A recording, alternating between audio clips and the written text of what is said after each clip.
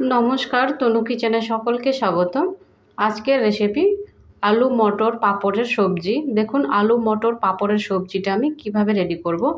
এখানে আমি half cup মটর নিয়েছিলাম আর মটরটাকে ছিলে পরিষ্কার করে ধুয়ে নিয়েছি।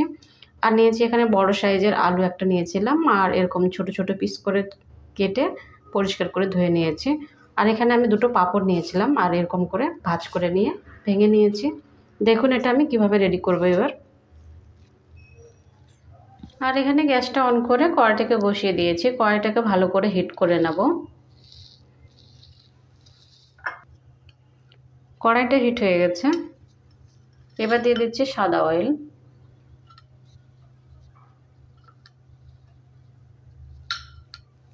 চার চামচ অয়েলটা ব্যবহার করলাম।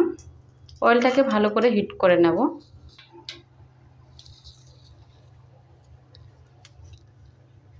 অয়েলটা হিট হয়ে গেছে।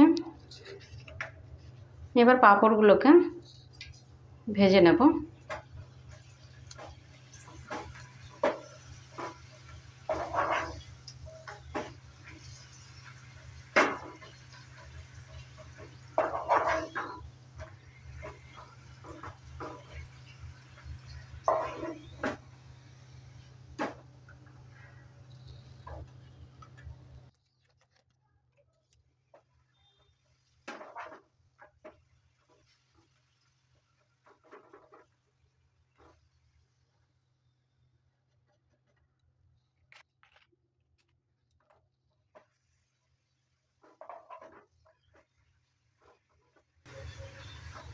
সম্পূর্ণ পাঁপড় ভেজে নিয়েছি।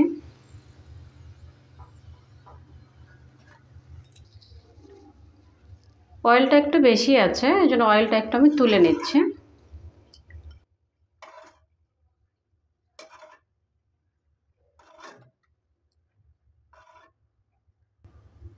কিছুটা অয়েল আমি তুলে নিয়েছি।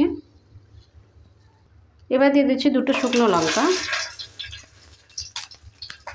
একটা তেজপাতা, হাফ চামচ গোটা জিরে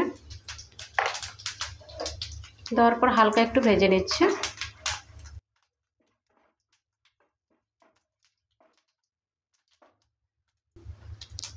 এবার দিয়ে দিচ্ছি কেটে রাখা আলু।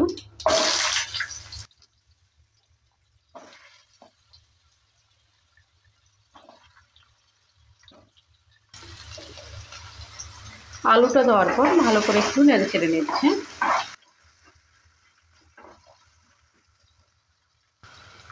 দিয়ে দিচ্ছি সামান্য পরিমাণে লবণ আর একটু হলুদের গুঁড়ো। হলুদ লবণটা দেওয়ার পর ভালো করে আবারও নেড়ে চেড়ে নিচ্ছি। আর কিছুক্ষণ সময় নিয়ে ভেজে নেব।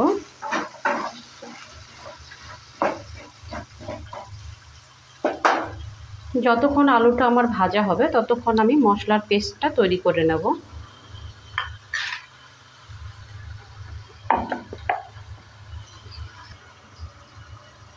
একটা মিক্সি জার নিয়ে নিয়েছি। মিক্সি জারে দিয়ে দিচ্ছি 4টে কাঁচা লঙ্কা, একটা টমেটো কেটে নিয়েছি, বড় সাইজের একটা পেঁয়াজ এভাবে করে কেটে নিয়েছি, আর কয়েক টুকরো আদা। এবার ঢাকনাটা দিয়ে ঢেকে দিচ্ছি আর পেস্টটা তৈরি করে নেব। পেস্টটা আমি তৈরি করে নিয়েছি। এবার এটাকে একটু সাইডে রেখে দিচ্ছি।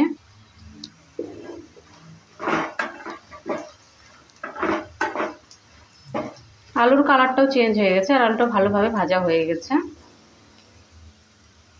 এবার দিয়ে দিচ্ছি মটরশুঁটি। মটরশুঁটিটা দেওয়ার পর ভালো করে আবারও নেড়ে চেড়ে নিচ্ছি। মটরশুঁটিটা দেওয়ার পর আবারও কিছুক্ষণ সময় নিয়ে একটু নেড়ে চেড়ে নেব।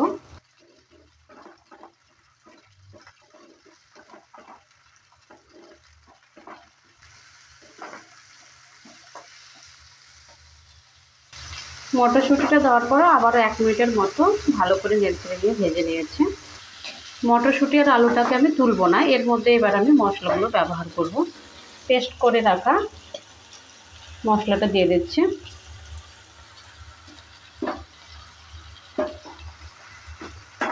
দেওয়ার পর একটু নেড়ে চেড়ে নিচ্ছি।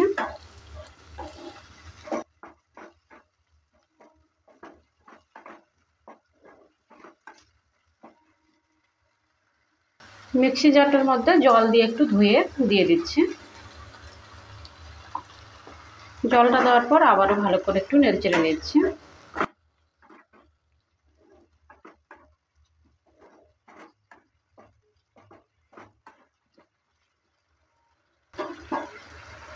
এবার এর মধ্যে কিছু মশলা ব্যবহার করব।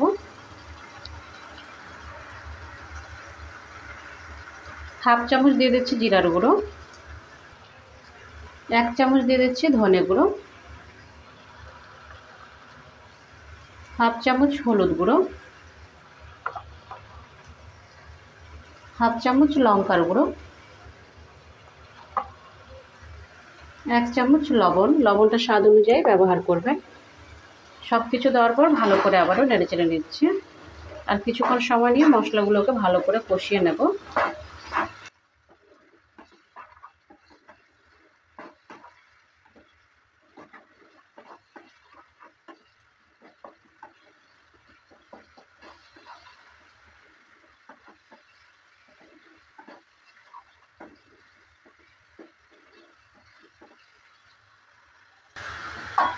আর 1 মিনিটের জন্য ঢেকে দিচ্ছি একটা ঢাকনা দিয়ে।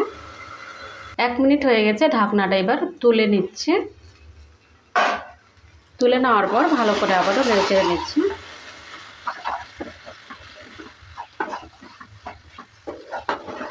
মশলাগুলো ভালো করে কষিয়ে নিয়েছি। এবার দিয়ে দিচ্ছি হালকা গরম জল।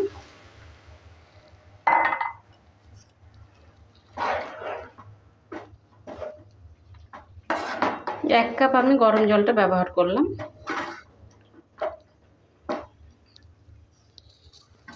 আবারও ঢাকনাটা দিয়ে ঢেকে দিচ্ছি 3 থেকে 4 মিনিটের জন্য। 3 থেকে 4 মিনিট সময় নিয়ে ভালো করে একটু রান্না করে নেব। আবারও 3-4 মিনিট হয়ে গেছে, ঢাকনাটা এবার তুলে নিচ্ছি। ঢাকনাটা তুলে নেওয়ার পর হাফ চামচ দিয়ে দিচ্ছি গরম মশলা। গরম মশলাটা দেওয়ার পর একটু নেড়েচেড়ে নিচ্ছে।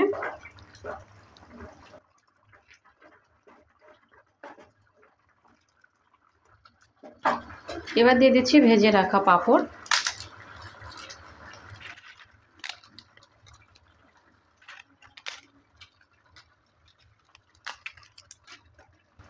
পাঁপড়টা দেওয়ার পর নেড়েচেড়ে নিচ্ছে।